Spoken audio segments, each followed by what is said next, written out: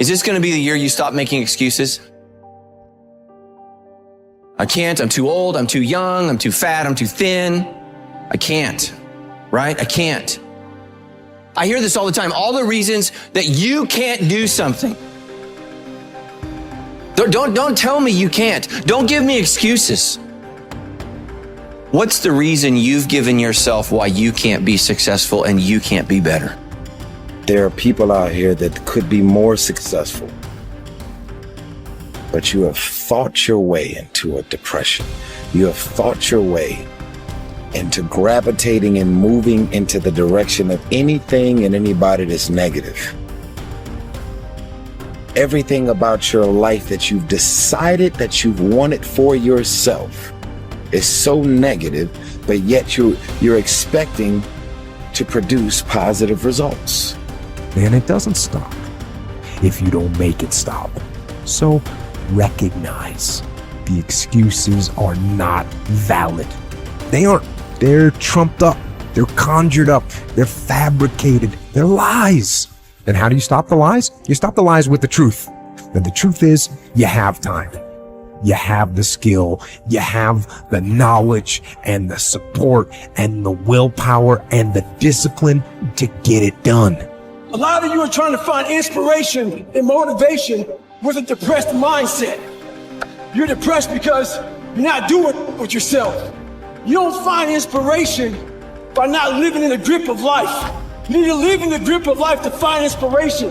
Put challenges in front of yourself. When you put a challenge in front of yourself and you attack it, that's when you find inspiration. If you want all these things in life and you're just thinking that by some miracle of life it's going to magically happen, you got to wake up. The only way to get what you want in life is to get to work and go and get it. To look at all your adversity and all the excuses square in the face and push yourself out of your comfort zone to achieve what you want. I'm not going to allow things that I have no control over to control me.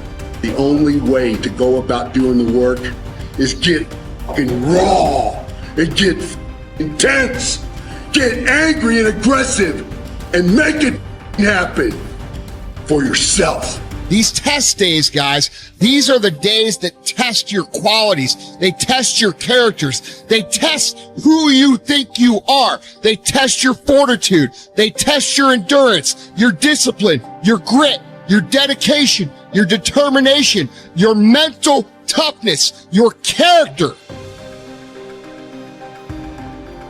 Everyone wants to feel like a winner. And feeling like a winner requires that you win.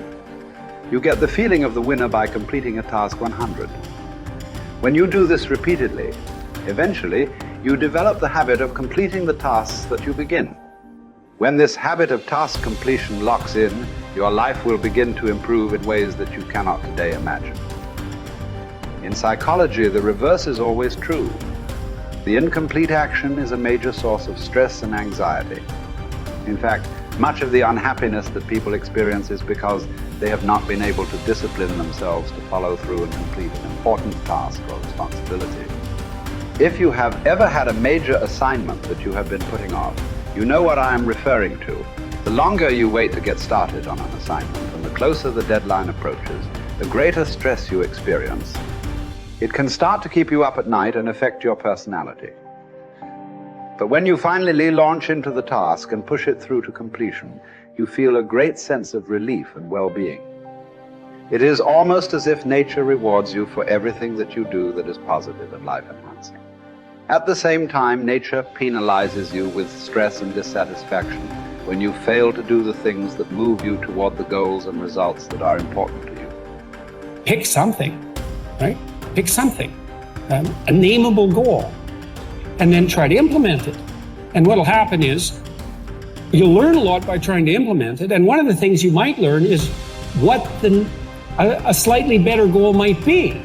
You know, because if you try something diligently and you succeed or you fail, you're going to learn from the effort expended in the detailed implementation of the goal. It's going to inform you. It'll also transform you physiologically. It does that at a very basic level, neurophysiological level. You will be slightly different as a consequence of the attempt. And what that'll mean is that the next goal you pick will be a little more suited to you.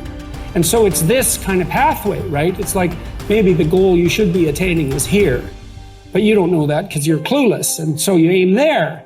Well, it's better than there. And it's not nothing. It's not cessation of movement. And, you know, if you're supposed to go there and you go here, but you walk diligently towards it, you're a little closer once you get to here than you were here. And it's this oscillating self-corrective process that leads you to the final star. And you have to be willing to engage in erroneous experimentation to manage that, but it is a self-correcting process. And so one of the things I always talk to my clients about is, well, let's try something, you know, and we'll reserve to ourselves the right to alter our trajectory. And then I would use as a corrective there, because you might say, well, how do you know when you're not just giving up, right? Instead of thinking maybe you need a different goal. And I would say, well, you can, if you're really concerned about your proclivity for self-deception, you can enter into a contract with yourself that you won't replace any goal you've set with a goal that's easier. And so you can switch your goal, but it has to be a little harder so that you check yourself against that tendency to withdraw and avoid and be self-deceptive. And that works like a charm. And if you do that with some degree of diligence, your goals will get better and more attainable, and you'll get happier too, because you don't experience happiness except in relationship to a goal. And that's really worth knowing. You know, and that's another thing to think about too. If your life is meaningless, well, you're not pursuing a valued goal. I mean, you might be depressed too, and sometimes that can be like an illness, you know, or something that is really wrong with you. But a good rule of thumb is that if you find no joy in life, there's a very low probability that you're pursuing a goal that you regard intrinsically, like in the depths of your temperament, as worthwhile. And that's technically true, because we do in fact experience most of the positive emotion, let's say, that's associated with emotions like joy. We experience that in relationship to a goal. So, well, then you want to find a goal that regulates your negative emotion and that brings you a certain amount of positive emotion and that expands your competence as you pursue it. And you will experience that as meaningful. That's really what meaning signals. Meaning signals you're doing all those things. You say, well, that's not real. It's like, don't listen to the semantic chatterbox so much, right? There's levels of you that are far wiser than that. And you can watch what happens to you instead of noticing what you think. The way that you develop courage and confidence is with knowledge and skill. Most fear and doubt arises out of ignorance and feelings of inadequacy of some kind. The more you learn the things you need to know to achieve your goals, the less fear you will feel on the one hand, and the more courage and confidence you will feel on the other. Think about learning to drive for the first time. You were probably extremely tense and nervous and made a lot of mistakes. You may have driven erratically and been a danger to yourself and others. But over time, as you mastered the knowledge and skills of driving, you became better and better and better, and your confidence increased. Today, you can quite comfortably get into your car and drive across the country with no fear or worry at all. You are so competent at driving that you can do it well without even thinking about it. The same principles apply to any skills you need to learn to achieve any goal you can set for yourself. There's some times where the mind gets overwhelmed and you cannot slow it down. But by these certain tools I developed, by not allowing your mind to get away from the moment. You have to think about the exact moment that you're in. But I saw when I was younger, the moment became too big. When it became too big, I spazzed out and I would quit. But now I don't think about even like an hour from now, I'll be eating. I don't even go there. Because then your mind, no, we must embrace this, because now you have to be a leader in this moment. It's not about you just getting through it. I had 5 guys, and 6 including me, in my boat crew. Now I was the boat crew leader. So now another trick is this. If you don't think about yourself, there's no pain, which can also lead to pain later on in your life. But in these moments when you're struggling, if you are a true leader and you're worried about your men or women beside you, your mind doesn't care how cold you are anymore. Your mind's only worried about taking care of the men and women beside you. So I started realizing, man, if I take care of these cats to my left and my right in the worst moments, My mind is no longer thinking about, you're miserable, David Goggins. Get the hell out of here. You're thinking about, how was John? How was Andy? How was Sam? How was Pete? Hey, how you guys doing? You're not thinking about me. So there's so many things you can do to get outside your own head to then allow your body to just be like, hey, we're just a machine. But you have to let your mind be able to process all these different tactics to do that. Take a different vantage point in life.